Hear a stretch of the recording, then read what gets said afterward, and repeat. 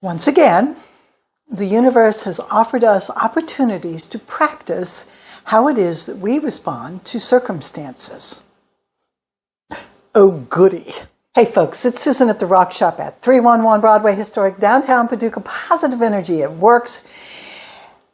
And I have been off planet for a little while, but I'm back, and the Council of Light Beings has reached out and given me a message to talk about the recent events in the political environment here in the United States. So it is November, the mid of November 2024, and unless you've been off planet, like me, you have probably noticed that we've had an election here in the United States.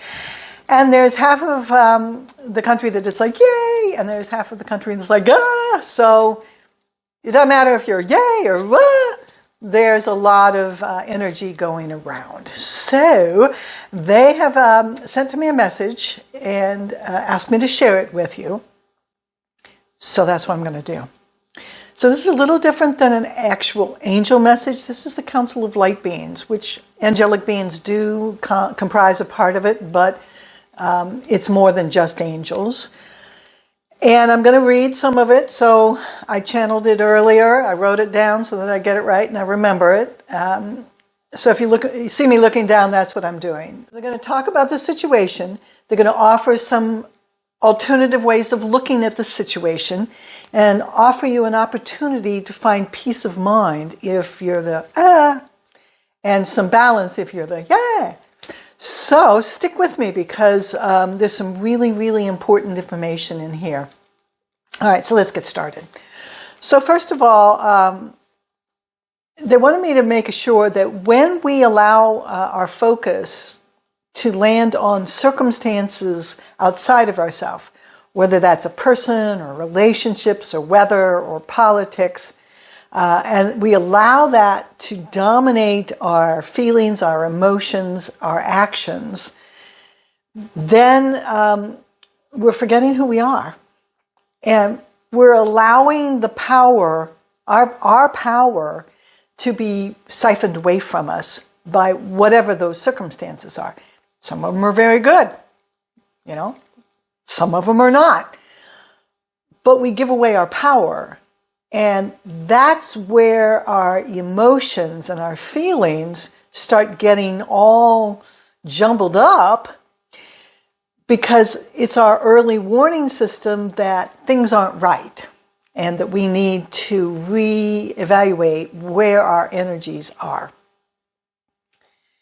So as a light worker, you have been talking about something's happening, something's coming.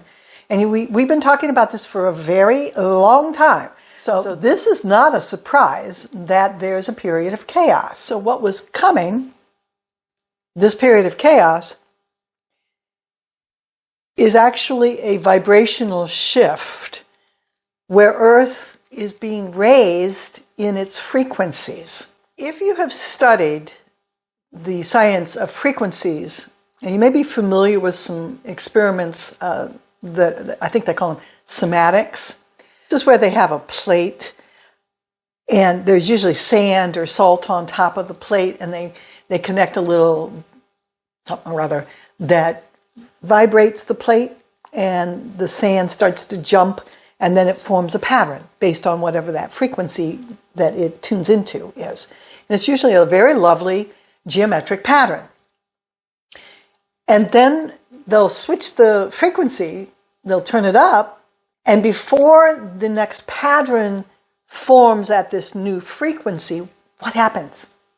The sand has to break up the pattern that it's in and be rearranged to get to that new higher frequency. But before it forms that new, more intricate, beautiful pattern at this higher frequency, it's in total chaos. The sand's just jumping around. There's no pattern to it. It's just like, blah, blah, blah. I don't know what to do. Blah. And then all of a sudden it hits that sweet spot. And the sand just goes into its pattern. That's what's going on.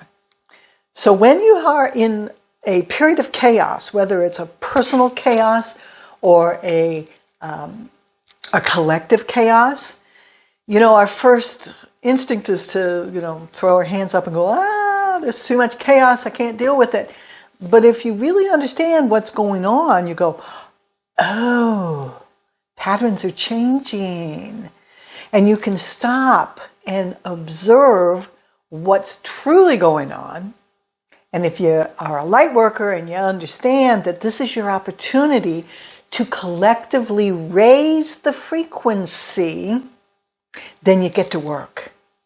So you're not running around panicked anymore. You know exactly what's going on. This is your opportunity to bring the frequencies up in yourself, in your family, in your community, in your state, in your world. So this is actually an exciting time. We want to bring up the frequencies. This is the perfect time to do it. Be mindful of where you're spending your attention. It's your frequency. And if it's stuck in fear and anger and frustration, then you're contributing to the continuation of chaos.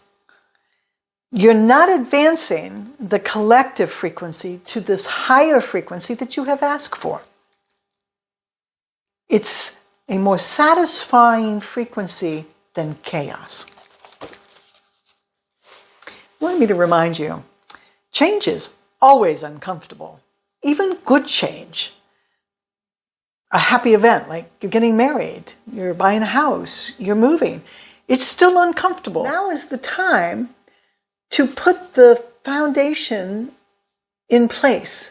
If you want to see a more inclusive world, a more kind and generous world, then focus on that. If you're focusing on arguing and fighting and telling people that they're wrong, no matter which side you're going from, you're not contributing to this higher frequency, you're contributing to the chaos. Your anger and fear are real. I'm not diminishing them. You'll notice it's been a couple of weeks before I've made this message because I had to deal with my own anger and my own frustration and rage and all of that stuff. I was considerably off neutral. Took me some work, folks, so I get it.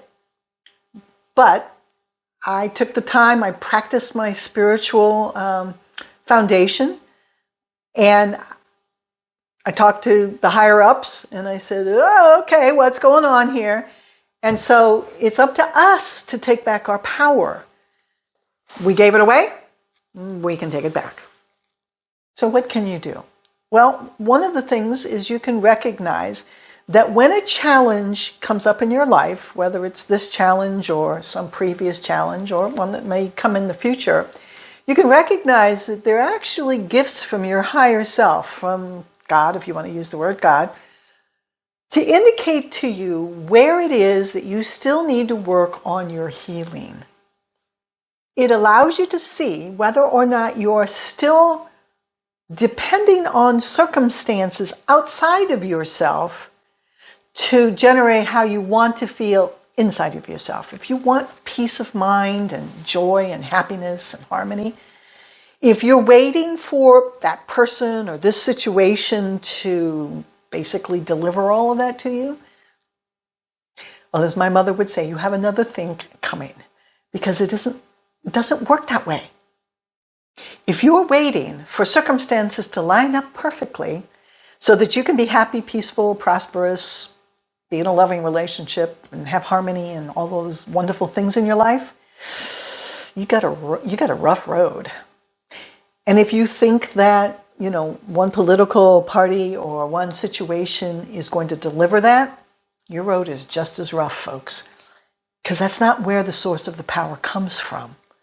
When you learn how to regulate what you think about, what you speak about, what you feel about, and what you take action on, irregardless of what's going on around you, it doesn't matter what the circumstances are. It's not easy all the time. But when you learn how to do that, you take your power back and you diminish the power of things around you completely blowing up your life. Now, of course, we all respond to circumstances, and we need to. If you're being chased by a saber-toothed tiger, you best be running. You're not going to be sitting there meditating. Is this a friendly saber-toothed tiger? Run! But when we have no anchor and know who we are and how to take back our power and keep our power, then we're going to get blown around in the winds of change all the time. Remember, the law of attraction and quantum physics tell us very clearly that what we focus on expands. Quantum physics says that which is observed is affected by the observer.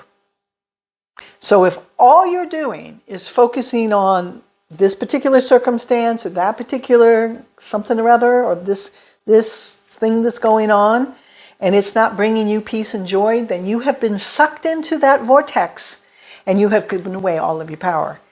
You can't do anything positive to help the frequencies raise and get back into that nice sweet spot where the pattern is reformed in a higher, more satisfying way if you're just loose sand running around being mad or being happy. It doesn't matter. Circumstances around you are going to change. Be mindful of the vortexes that have got control of your power right now. If they're not bringing you peace, they're not productive, then you can observe that. And when you observe, then you can be mindful. And when you're mindful, then you can take your power back and be powerful. And when you're powerful, you can take the appropriate actions. And when you take appropriate actions at appropriate times, then you can change your life and you can improve the conditions of the collective. One thing we want to say is that you ask for change. You've been working for this change. And now that the change is here, you're not recognizing that this is in your best interest. Despite what it looks like on the surface, things are in motion to bring the frequencies of all Earth and all of her inhabitants up. As one of your earthly comedians says, here's your sign. Remember, every path in life holds rich life lessons for you. It is entirely your choice to stay embroiled in the chaos. That's okay. You can do that. Or you can bring your focus back to peace and harmony and real true understanding that this is just how the process works. We've got this. You've got this. Things are proceeding as needed. We need you. You chose this time and place to incarnate, to help us. I suspect that you know what you don't want, so focus on what you do want. And bring that inside and help make that happen. Now remember that as a true light worker, it is important that, yes, it be satisfying for you, but it also has to be for the highest good of all. And so imposing your will on other people to do things the way that, oh, I'm going to do it my way and you're going to do it my way too, is very counterproductive to raising the frequencies. Where do you start? Well, start with where you're at. What are you angry about? What are you sad about? What are you elated about? Have you felt like you've been validated? Do you feel like you've been devaluated? That's where you need to start. Because if your feelings, whether they're joyful and full of satisfaction or, depressed and angry and full of rage, that's where your point of healing actually lies. Now, I'm not saying you shouldn't enjoy things. You should. What I'm saying is that if it's because something outside of yourself happened, it's a fallacy. And change is inevitable. So if what is bringing you satisfaction now changes, are you going to be miserable? So what do? Heal that. Remember, you're a spiritual being having a physical experience.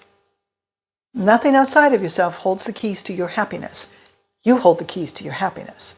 take them back, learn how to use them, and use them for your highest good and the highest good of all. Do your work. Do your spiritual practice. If you're not meditating or praying or being mindful, get started. This is going to be a key during the time of chaos, because if you're just bouncing around like the sand on the metal plate, you're not helping. I do hope that this has helped. I appreciate the message from the Council of Light Beings. I will be back on a regular schedule. Anytime they have something to say, I'll be posting. Namaste. And then they signed it, the Council of Light Beings.